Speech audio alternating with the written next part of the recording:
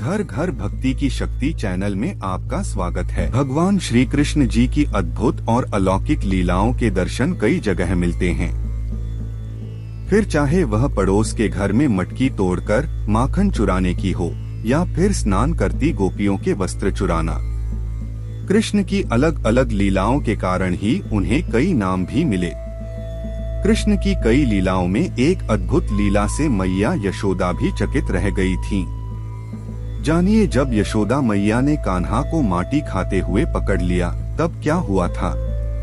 कान्हा बचपन में केवल माखन मिश्री ही नहीं बल्कि माटी भी खाते थे। एक बार यशोदा मैया से किसी ने शिकायत कर दी कि तुम्हारा लल्ला माटी खा रहा है। यह सुनकर यशोदा मैया तुरंत कान्हा के पास पहुंची और कान्हा को धमकाते हुए पूछा, लल्ला तूने माटी खाई है? मुख में माटी होने के कारण कान्हा ने गर्दन हिलाकर ना में उत्तर दिया। तब मैया यशोदा ने यह जानने के लिए कि कान्हा झूठ बोल रहे हैं या सत्य, जबरदस्ती उनसे मुंह खोलने को कहा। जैसे ही कान्हा ने अपना मुख खोला, मैया यशोदा को पूरे ब्रह्मांड के दर्शन हो गए।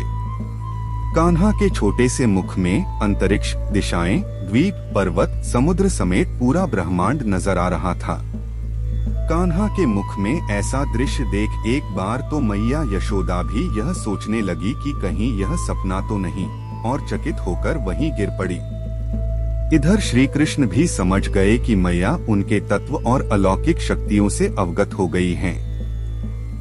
तब श्री कृष्ण ने तुरंत अपनी शक्ति रूप माया विस्तृत कर दी, जिससे क्षण भर में मैया यशोदा सब कुछ भूल गईं और उन्होंने कान्हा को उठाकर अपनी गोद में बिठा लिया।